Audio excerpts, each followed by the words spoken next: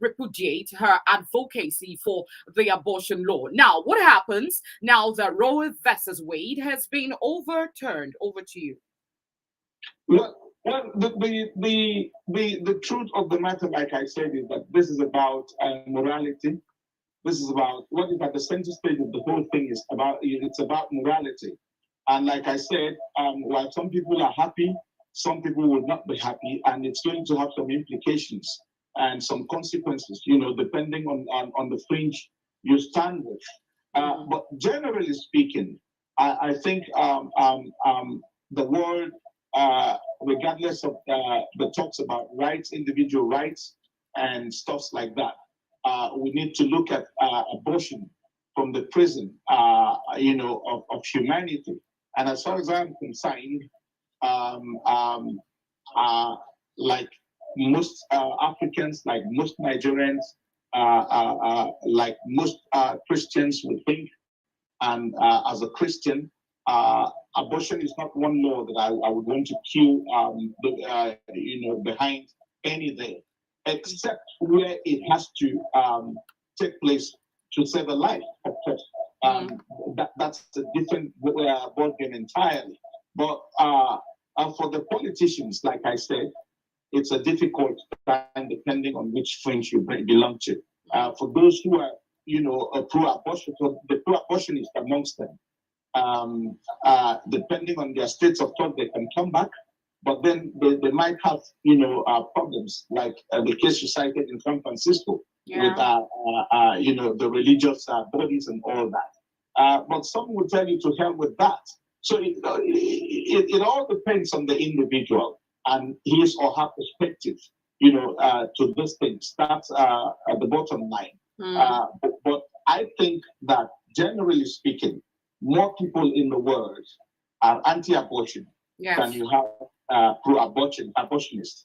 And here in Africa, you could say likely in all of Africa, very few people support abortion. And so it's not a problem here, but in the US, it's not like that because people are liberal and people believe, that as individuals, they should be allowed to exercise their rights. However, the impediment here is that, the Supreme Court has weighed in. True. And it has dire implications for some, and for others, they are smiling because that's exactly what they have wished and wanted all along. Okay. That's the situation as it is right now. All right. Now to our subject matter, we're looking at the fundamental rights to carry firearms in public. Let's start off this from a journey. We're coming from a journey. We're looking at the U.S. Yes, the gun law in the U.S. In the United States, access to guns is controlled by law under a number of federal statutes. Now, these laws regulate the manufacture, the trade, the possession, transfer, record keeping, transport, and destruction of firearms, ammunition, and firearms accessories. They are enforced by state agencies and the Federal Bureau of Alcohol, Tobacco, Firearms, and Explosives. The right to keep and bear arms is protected by the Second Amendment to the United States Constitution. Now, let's move on to eligible people.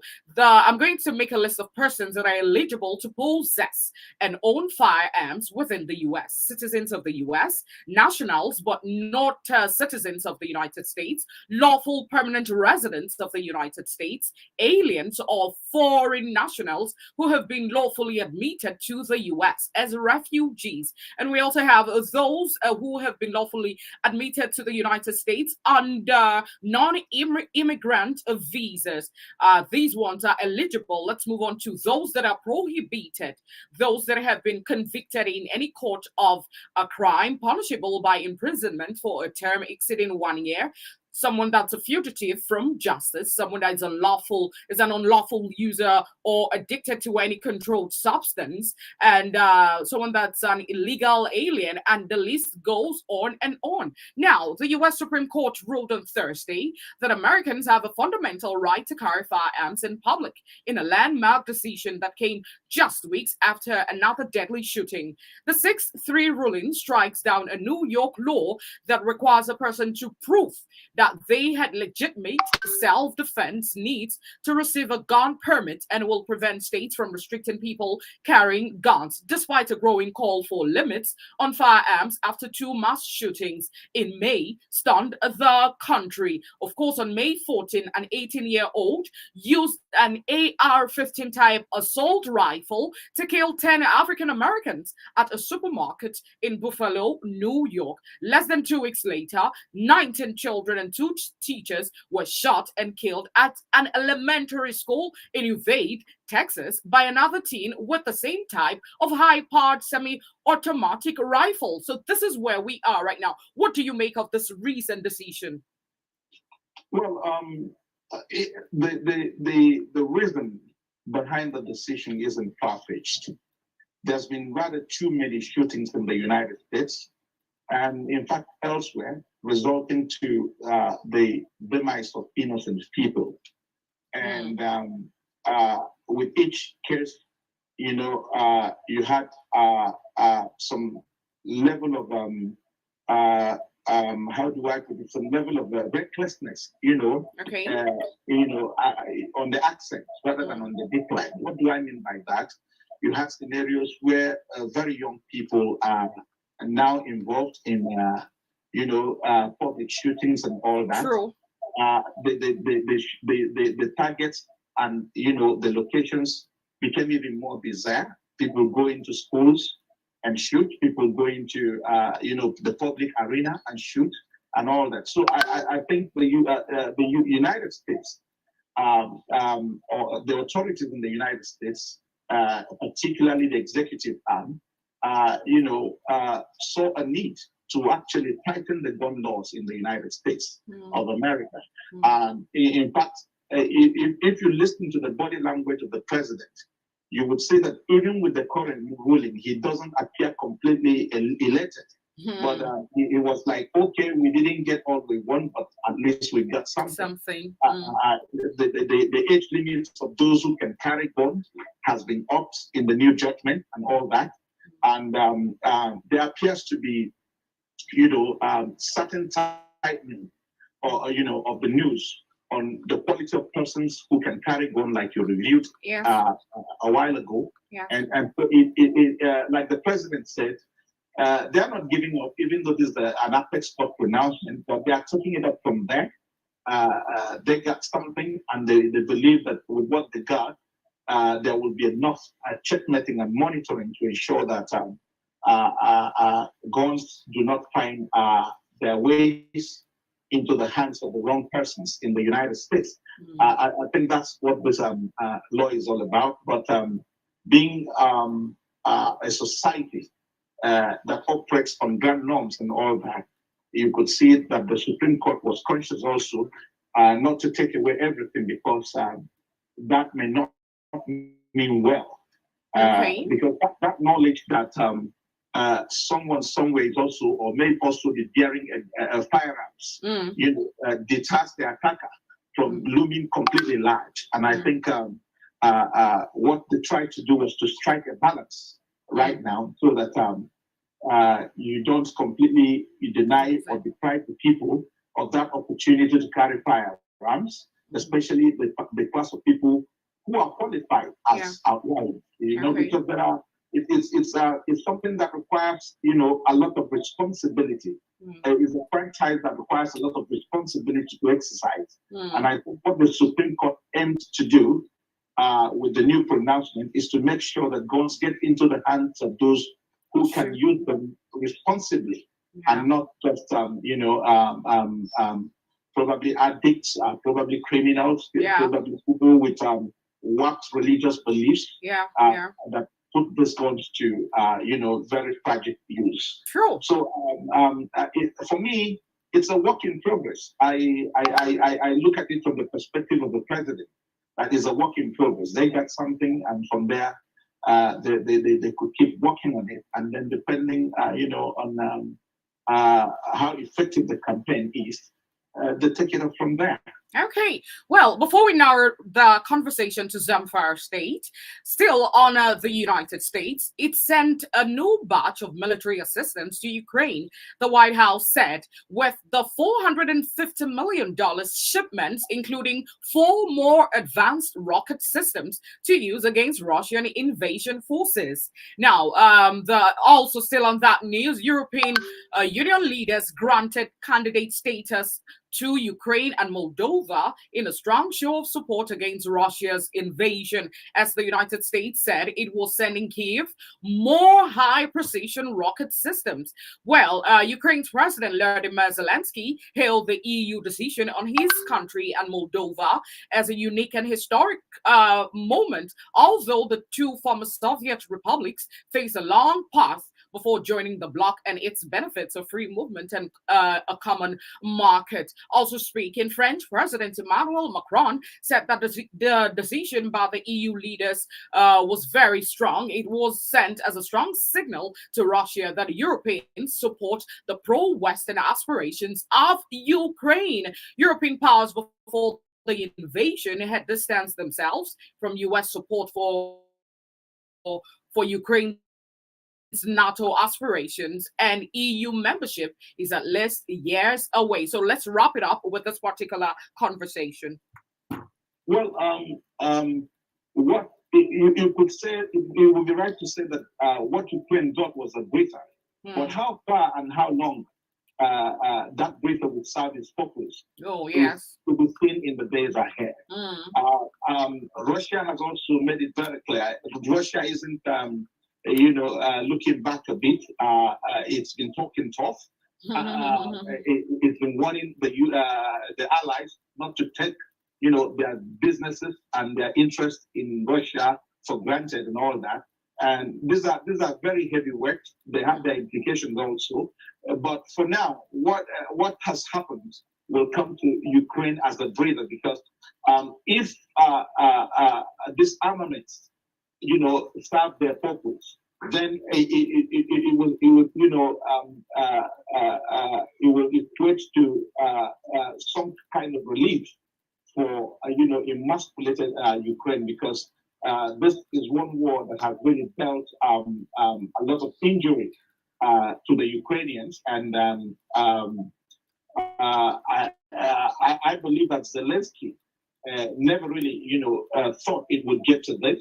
But now, this support coming at this time is some form of moral booster. So, like I said, only the days ahead will determine whether to what extent the earth will serve their purposes and all that. Because one thing that is clear is that the West, neither the West, nor their allies, are interested in going into, a frontal onslaught with Russia, and you and I know why.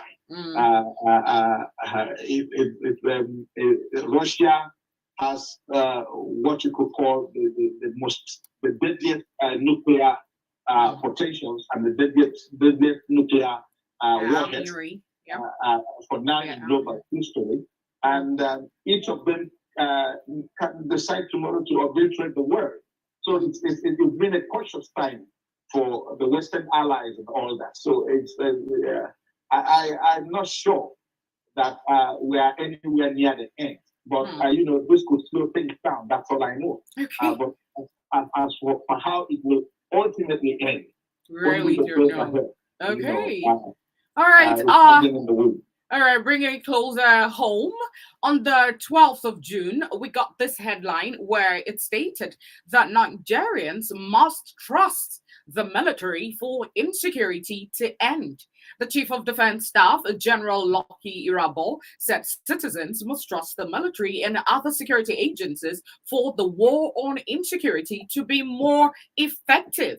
That's not where the story ends, as on the flip side, we have the Zamfara government speaking on the 26th of June. We got this report as banditry, individuals now allowed to obtain guns for self-defense. The Zamfara state government has directed residents of the state to obtain guns in order to defend themselves against bandits who appear to be ravaging the state.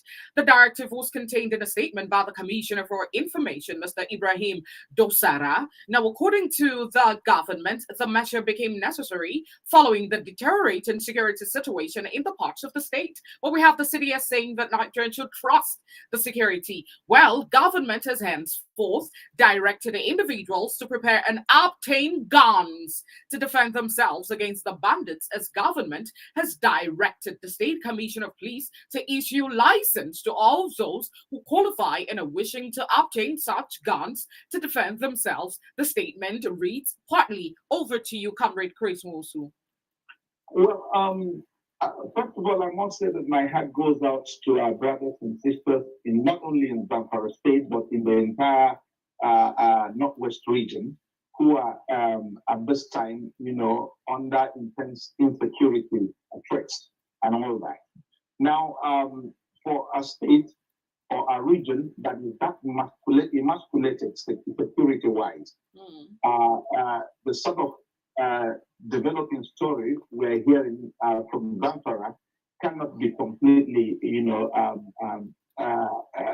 or does not completely come unexpected.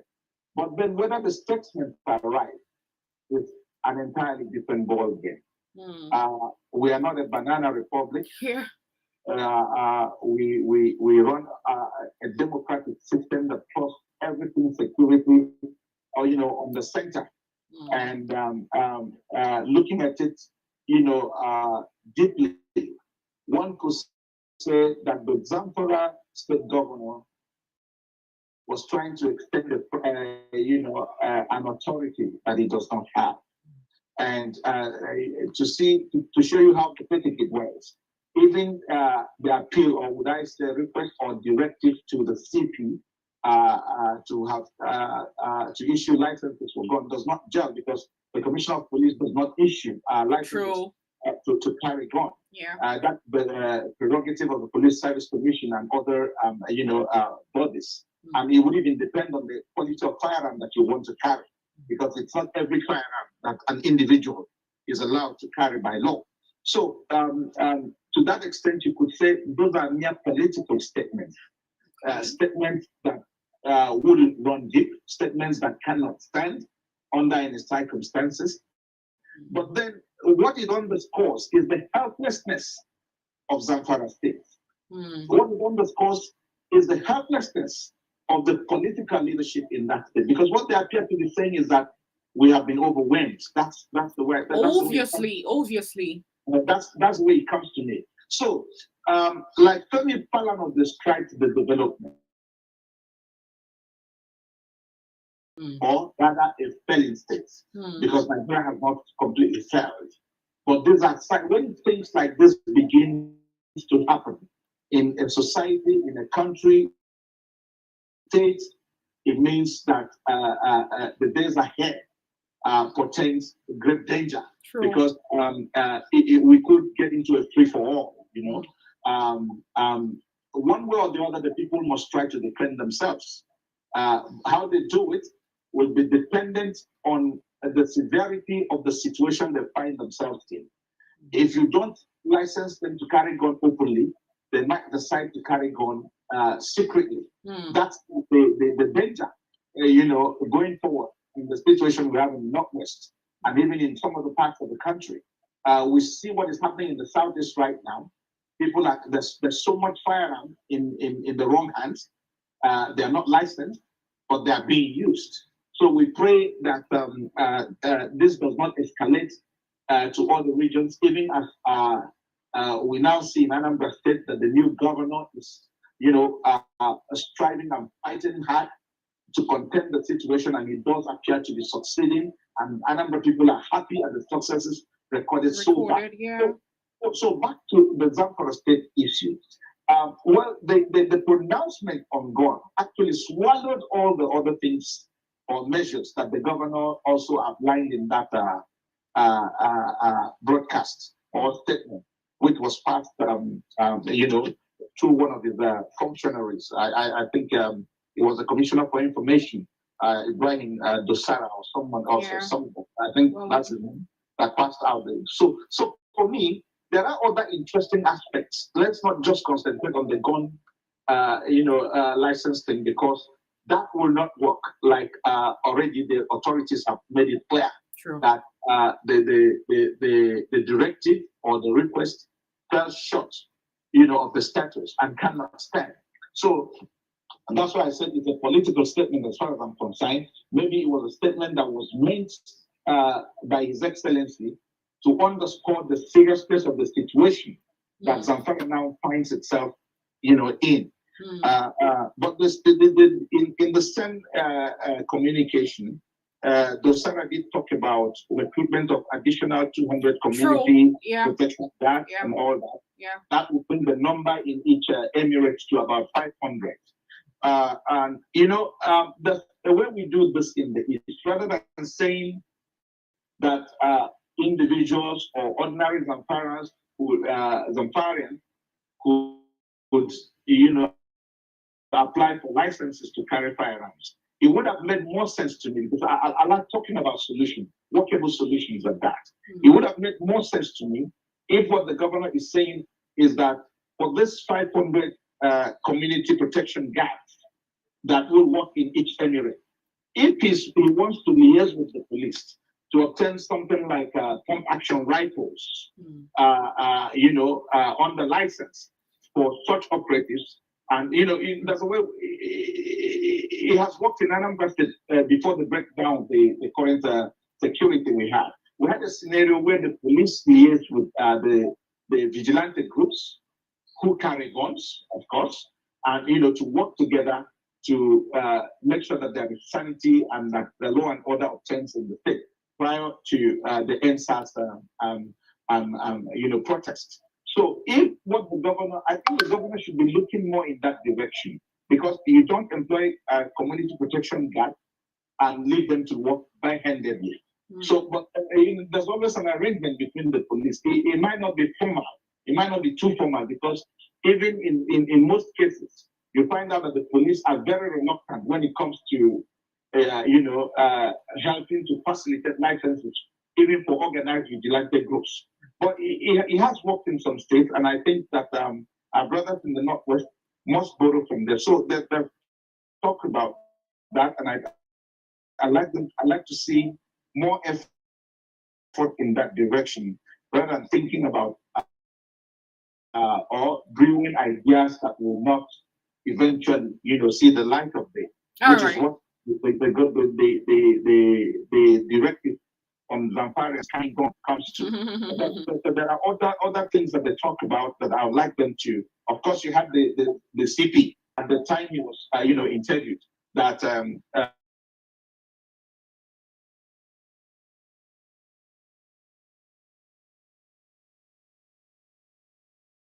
Or from his body language, you already know where he's headed. What he's telling the governor is that this one on my hand. Before we go on a break, so we could accommodate the audience, we have also Francis and Namani following us, watching live from Amagunze. You can follow us on social media handle. We are on Facebook, Twitter, Instagram, Social, and YouTube at Omega 101.7 FM. Drop your comments, reactions, like our page, subscribe, and then for latest updates. All right, I know you had touched briefly on the gun acquisition directive anyways, but we have someone also responding.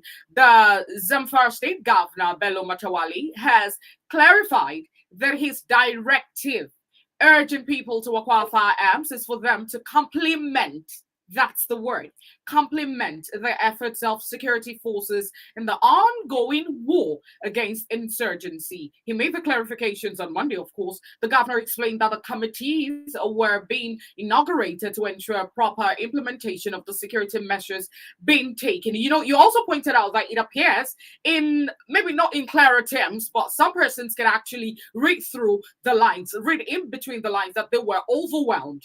And he also noted that the government is aware of the efforts of the security forces in tackling the prevailing insecurity. However, have the governor opined that the efforts of the armed forces have been impeded by lack of modern war hardware and adequate manpower. Hence, the reason he decided that the people should procure weapons to defend themselves. So, say in 3 minutes, let's get your thoughts and we go on a break. Well, like I said, no matter the clarification, it's just like the difference is between the glass is half full or the glass is half empty.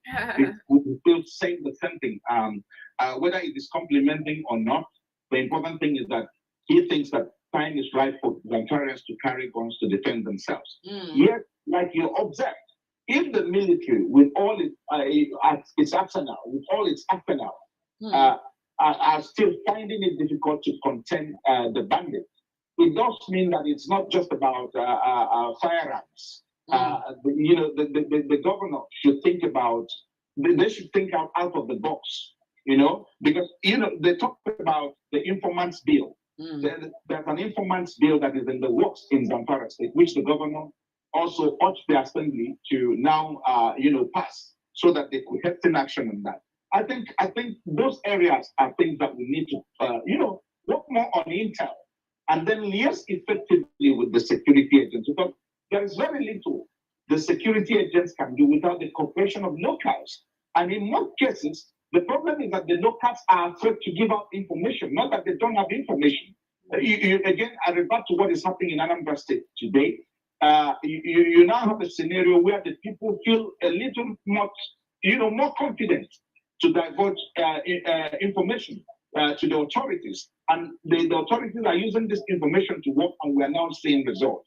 I think the Zamfara government should work more on intel, because if you look at the scenario in Zamfara State, people are really suffering. They've banned Okada in most of the area. They've closed some markets in some Emirates, and all that. They said you can't even sell fuel, to motorbike riders and all that. So these are things that actually, put the people under pressure. I mean, the real people, because as you're banning this, it means that bandits can't use the motorcycles, but it also means that the citizenry, most of who go by motorcycles, can't now mount their motorcycles in those areas. So there's need to work more, because it's not about ban.